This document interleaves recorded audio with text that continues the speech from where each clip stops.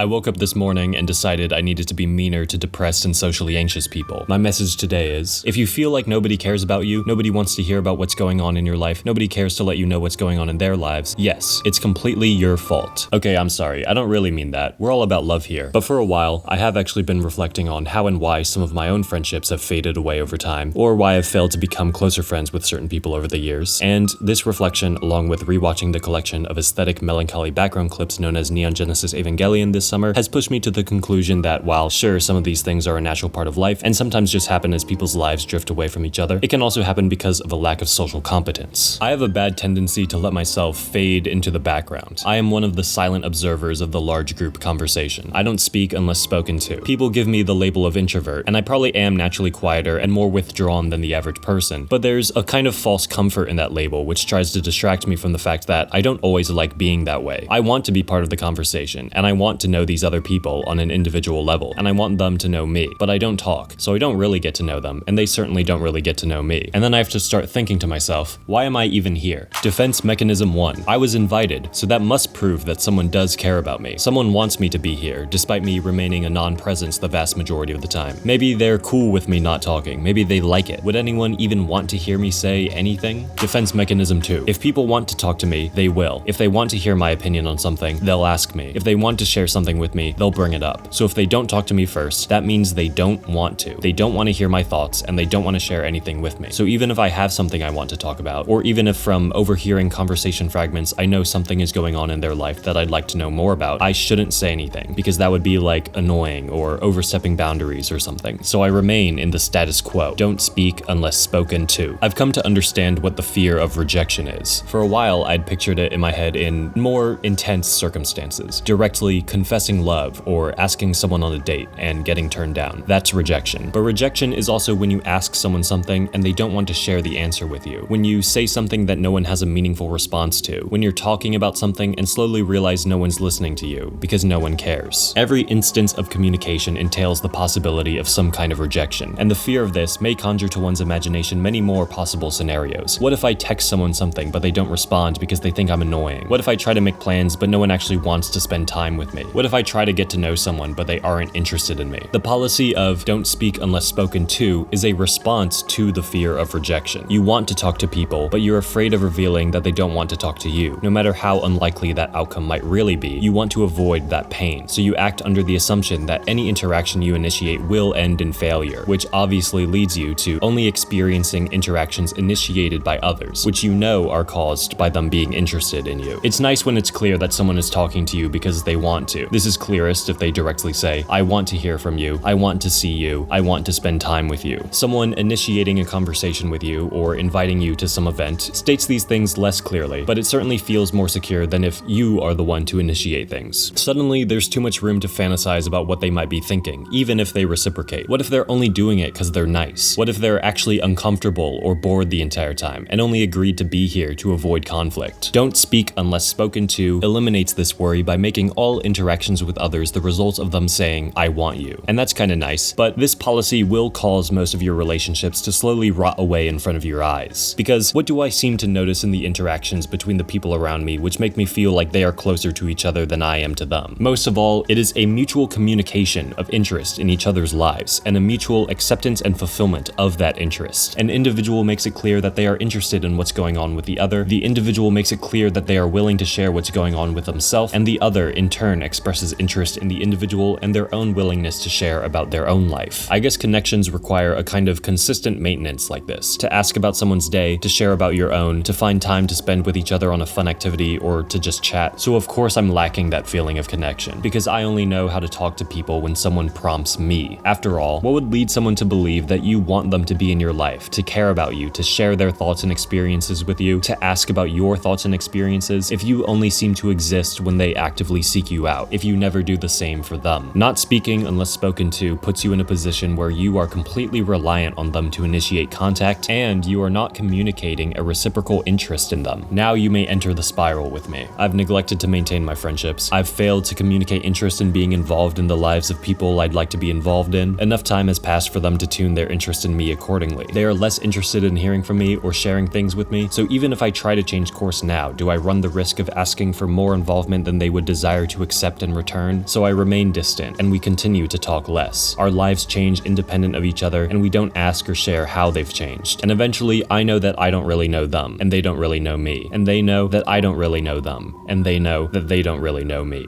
And then they don't initiate contact. And then I'm alone.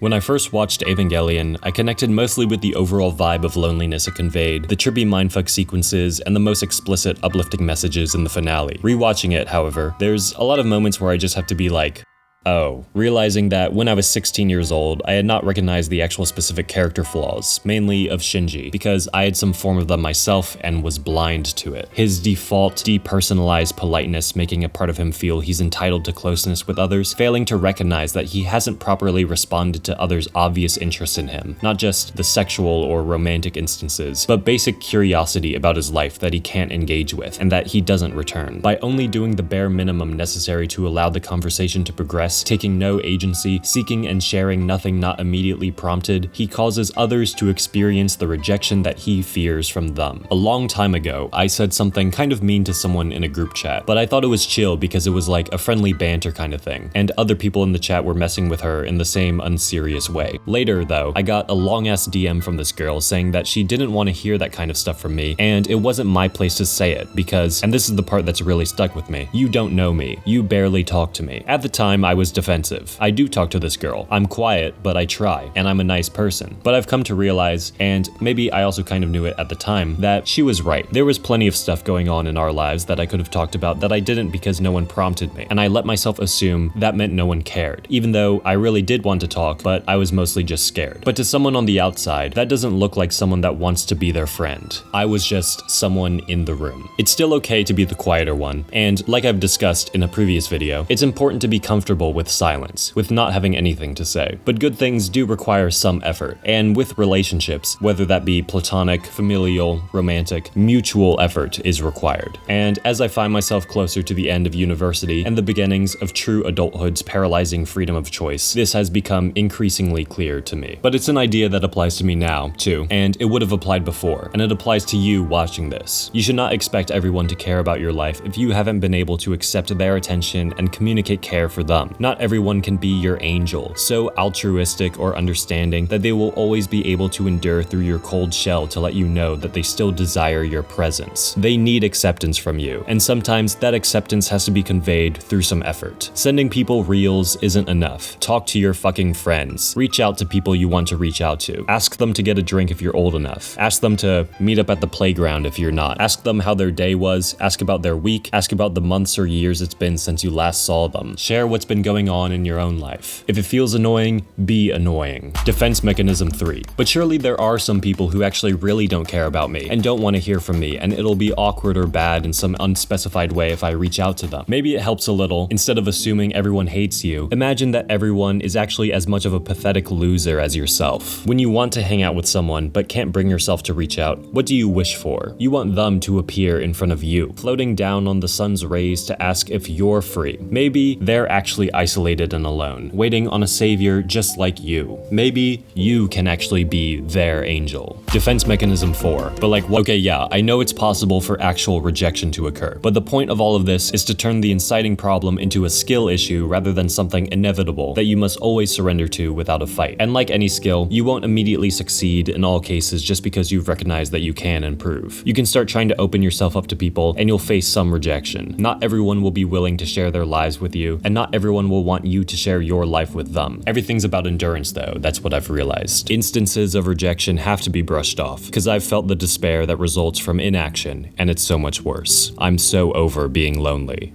This is a little bit of everything that went through my head this past summer. Hard at work at my job and on those couple of videos I put out and some summer classes, waiting on my usual savior to text me about coming over to his house, waiting on some others to return the exact signal I wanted from them to prove their interest in me. Nothing came through, as I had dreaded, but I eventually found out that you can just ask someone to hang out and they might say yes and you'll have a good time catching up, and then they'll suggest that you should do it again sometime. And you realize that the dread is often only an internal trick in your mind and nothing certain. placed there by the lizard people to stop you from doing what you want. That long summer is over, and I'm back at university with a group of friends I feel a lot more secure with. But I know what the future eventually holds for myself and people with similar issues. Sometimes for a certain exchange or conversation, or for a day or a week, we won't even be able to bring ourselves to open up, to try growing, despite knowing it's what we need to do, because we just aren't strong enough yet. But one day we will be, and I'll find out exactly when that is, if I keep trying.